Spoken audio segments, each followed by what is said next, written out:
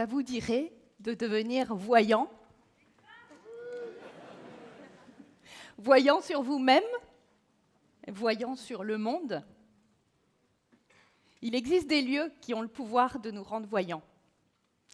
Des lieux qui nous font voir ce que nous ne percevons pas. Il en existe plus de 1000 en France. Dans ces lieux, rien de notre quotidien ne pénètre. Nous ne pouvons pas y manger, nous ne pouvons pas y dormir, nous ne pouvons pas y travailler. Je fais le pari que chacun d'entre vous s'y est rendu au moins une fois dans sa vie. Peut-être que certains n'y sont jamais retournés depuis que leurs parents les y ont traînés de force enfants. D'autres, au contraire, s'y rendent au moins une fois par semaine, ne pouvant plus s'en passer. Ces lieux ont un pouvoir. Ce sont des amplificateurs de vision. Vous avez deviné de quoi je parle? Des musées. Et si on y allait ensemble? Et si on la vivait ensemble, cette expérience que nous offre le musée de devenir voyant? Allez, je vous y emmène. Vous poussez la porte, vous gravissez quelques marches. Ça y est, vous y êtes. Vous êtes dans la première salle. Des tableaux sont accrochés sur les murs et il y a peut-être quelques sculptures. Et là, vous ressentez. Vous êtes dans un temple, un lieu sacré, dédié à la seule vision. Tu ne toucheras pas, tu ne posséderas pas, mais tu verras.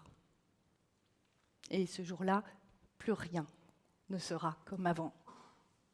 C'est ce qui s'est passé pour moi.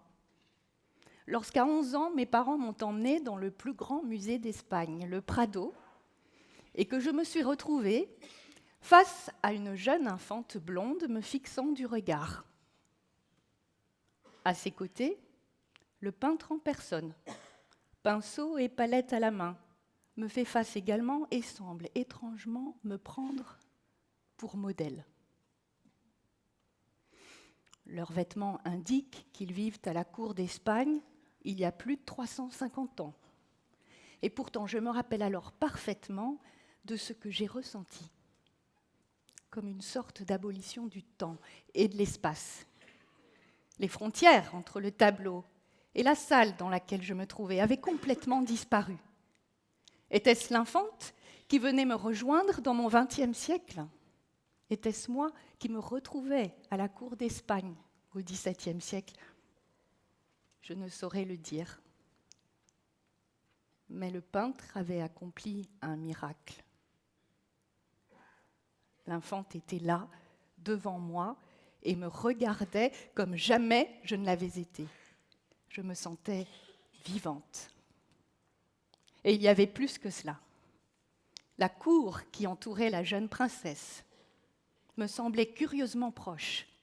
Et bientôt, la petite fille que j'étais s'est sentie de la même famille que ce peintre d'âge mûr, que ces gouvernantes entourant de leurs soins la jeune princesse, les Ménines, que cette naine a l'air grave et solennel, que ce jeune garçon jouant avec un chien, me rappelant mon griffon de l'époque, Rick.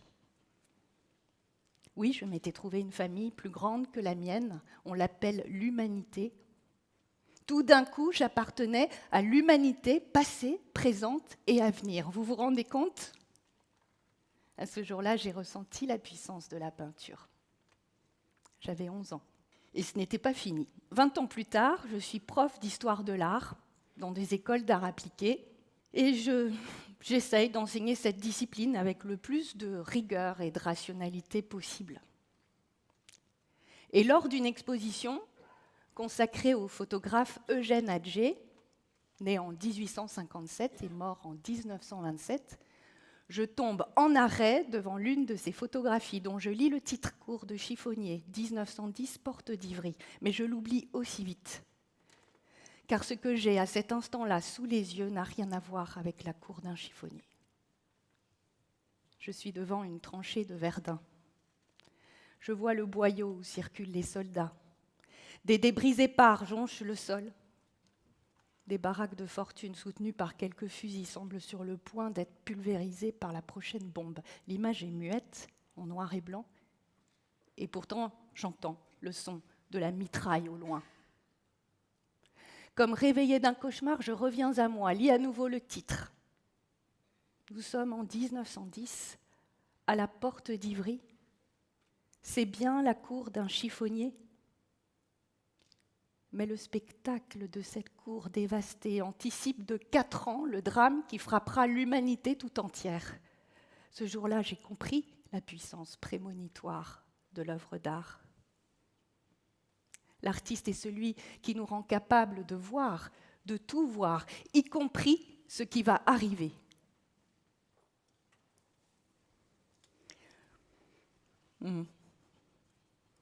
Il y a 3 ans, c'est le Grand Bleu qui est venu me chercher.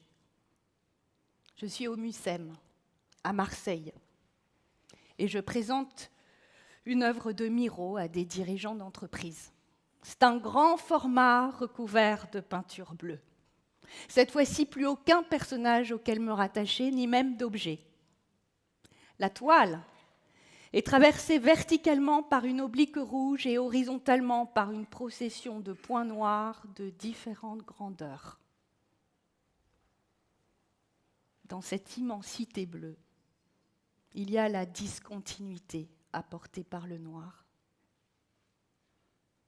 Dans cette immensité bleue, il y a l'impulsion d'un geste marqué par l'oblique rouge. Plan, ligne, point, bleu, rouge, noir. Tout cela paraît simple, trop simple, non ? Alors, comment expliquer ce qui s'est ouvert en moi lorsque je me suis retrouvée seule devant cette peinture ? Je me suis sentie libre.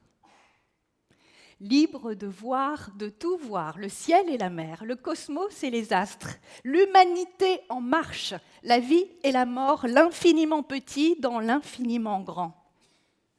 Chaque élément ne m'est pas apparu détaché du reste, tout m'est venu ensemble.